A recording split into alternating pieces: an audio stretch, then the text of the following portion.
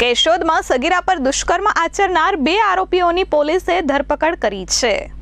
કેશોદમાં સગીરા પર દુષ્કર્મની ઘટના બની હતી।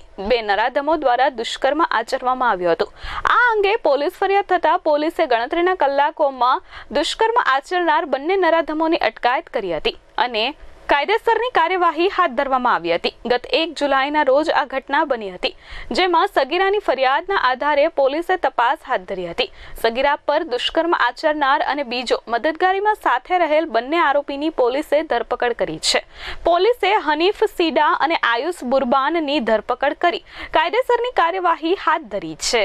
ગત તારીખ 1/7/25 ના રોજ કલાક 2:30 વાગે મોવાણા ગામ ખાતે કેશોદ પોલીસ સ્ટેશન ખાતે એક બળાત્કાર વિથ એટ્રોસિટીનો એક ગુનો બને છે, જેમાં પોક્સોની કલમ ઉપર દાખલ કરવામાં આવેલી છે। બનાવની વિગત એવી છે કે આ કામના ફરિયાદી તથા તેમનો પરિવાર ઘરે સૂતા હતા। આ દરમિયાન 2 આરોપીઓ નામે હનીફભાઈ કાસમભાઈ સીડા તથા આયુષભાઈ આસમભાઈ બુરબાન ફરિયાદીના ઘરે આવે છે અને ફરિયાદીની જે સગીર વયની દીકરી છે તેને રૂમમાં પૂરી રાખીને તેની સાથે હનીફભાઈ કાસમભાઈ સીડા બળાત્કાર કરે છે।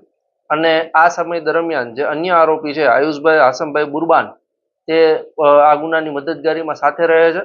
આ પ્રકારે જે ફરિયાદી છે તેમના દીકરી પર રેપ કરવામાં આવે છે અને આ બનાવના આરોપીઓ બંનેને અત્યારે હાલ પોલીસે અટક કરી લીધા છે। Aniruddhsinh Babariya, S24 news, Keshod.